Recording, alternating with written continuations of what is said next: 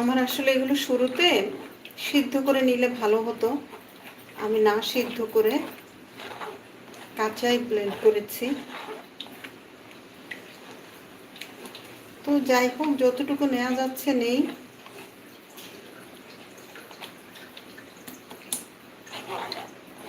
এইটুকু দিয়ে দেখি অন্য কিছু করা যায় নাকি। আমি দেখেছি অনেকে এই ময়দা মিক্স করে সুন্দর করে কিছু একটা বানিয়ে ফেলে আর কি, ভিডিওতে দেখেছি। মানে কেক বানিয়ে ফেলে বাচ্চাদের জন্য, বিশেষ করে বাচ্চারা খুব পছন্দ করে খায়। আপনি যদি কেকের সব উপকরণ মোটামুটি এটার সাথে অ্যাড করে দেন, বাচ্চারা বুঝতেই পারবে না কি খাচ্ছে। তো বিকেলের নাস্তা হিসেবে এটা কিন্তু পারফেক্ট একটা নাস্তা হয়ে যায়।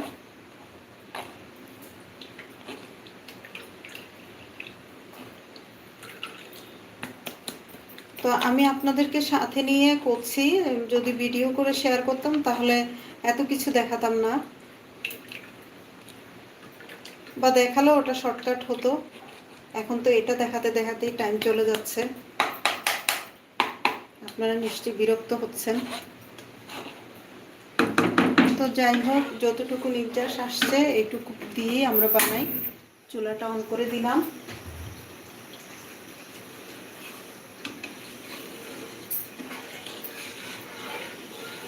এই যে চিনিটা গলবে,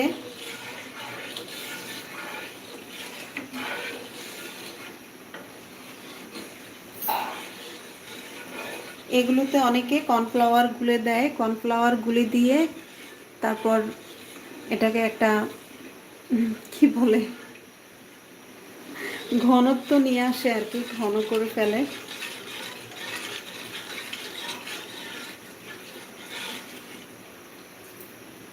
তো চুলা জ্বালায় দিলাম, ফুটে উঠুক।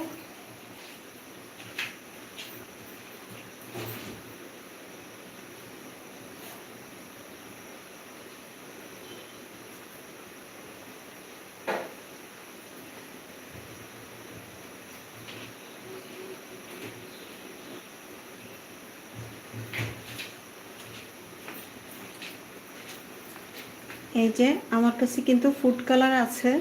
আমি যেহেতু মাঝে মাঝে কেক বানাই, তাই আমি বানাতাম আর কি, অনেক দিন হয়ে গেছে আমি কেকও বানাচ্ছি না এখন, এই কারণে ফুড কালার নিয়েছিলাম। তো এক ফোঁটা দিয়ে দিব, দেখি কালারটা কতটুকু চেঞ্জ হয়।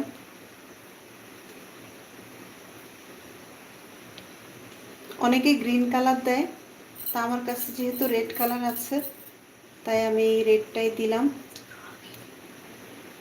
এটা একটু ফ্লেভার, মানে ভ্যানিলা এসেন্সে যেরকম ফ্লেভার থাকে, এটা তো একটা ফ্লেভার আছে। এই যে কালারটা এমন। হাত পরিষ্কার আছে আমার, তাই হাতটা দিয়ে দিলাম।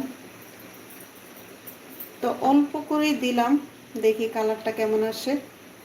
এই তো একটু রেডিশ রেডিশ কালার আসছে। এই কালারটা যদিও সুন্দর লাগে না, কিন্তু আমি অত কালারফুল মানে প্রিজারভেটিভ টাইপের জিনিস এত বেশি দিতে চাই না। তো এই তো আস্তে আস্তে কিন্তু এটার বলকটা উঠে আসবে, তখন এটাকে নাড়তে নাড়তে ঘন করব। তারপর এটার মূল ইয়েটা আসবে, নির্যাসটা আসবে। দেখি কি অবস্থা হয়।